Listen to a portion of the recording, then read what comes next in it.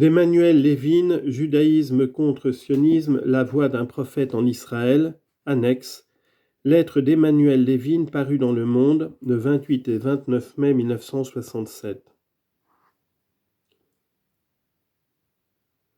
J'ai pris connaissance dans Le Monde du 24 mai de la motion proposée par le docteur Charles Mesbach et adoptée à l'unanimité par le consistoire israélite de Paris, qui laisse entendre que tous les Juifs doivent se tenir prêts à faire la guerre pour l'État d'Israël, et que de plus ils doivent accomplir une mitzvah supplémentaire afin de forcer les milices célestes à soutenir l'armée israélienne. En tant que Juif religieux et disciple des rabbins, je proteste avec la plus vive énergie contre cette motion qui peut faire croire à vos lecteurs que la religion juive est au service de l'État et de ses forces armées. La religion juive n'a rien à voir avec l'État. Le judaïsme rabbinique et pharisien est né justement du refus de l'État. Il rejette catégoriquement le nationalisme.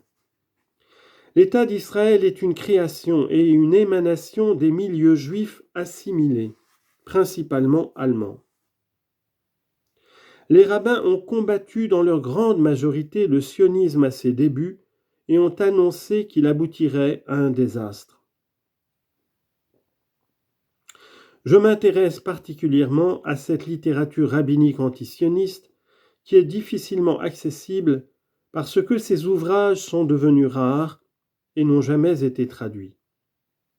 Je lis actuellement le Sefer Or Yesharim, Varsovie 1900, dans lequel un de ses auteurs fait remarquer qu'on ne trouve aucune mention du mot nationaliste, Léunietun, dans toute la littérature biblique et rabbinique avant l'apparition du sionisme, qui est à ses yeux une nouvelle forme d'hellénisme. Il y a quelques années, j'avais moi-même traduit quelques textes d'un recueil de lettres de grands rabbins hostiles au sionisme intitulé Da'at Harabbanim, l'opinion des rabbins, publié par Abraham Baruch Steinberg, Varsovie 1902. On ne peut obliger les Juifs du monde entier à s'engager pour l'État d'Israël en se référant aux enseignements des rabbins. Au contraire, à la lumière de ce texte, on verra que la mitzvah, l'action juste à accomplir, est de ne pas s'engager dans la guerre à laquelle menait inévitablement l'idée de la création d'un État juif. Ce n'est pas en mobilisant le peuple juif et en priant Dieu d'être avec les armées d'Israël, Gott mit uns, comme disaient les nazis, que l'on évitera le massacre et un nouvel holocauste, mais en renonçant à l'État juif tant que le Messie n'est pas venu, comme l'enseigne la tradition. Car le peuple juif peut se passer de l'État, comme son histoire le prouve, et son existence repose essentiellement sur son attachement à la Torah.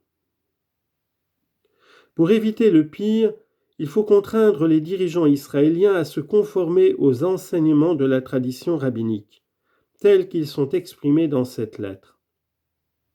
Faire la paix à tout prix avec les nations arabes, même en renonçant à l'État, mais à la seule condition que les Juifs pieux aient le droit de séjourner et d'habiter en Palestine et d'y vivre selon les lois de la Torah. Quant aux Juifs athées et non religieux, qui forment la majorité des Israéliens, ils vivront leur vie profane aussi bien et même mieux hors de la Terre Sainte, dans les pays occidentaux, aux États-Unis, en Angleterre, en France, etc. Car l'histoire, qui est un éternel recommencement, montre que les États juifs se sont toujours terminés par la guerre civile et l'appel à une intervention étrangère plutôt que de subir le joug de ses propres frères. Fin de cet ouvrage d'Emmanuel Lévin.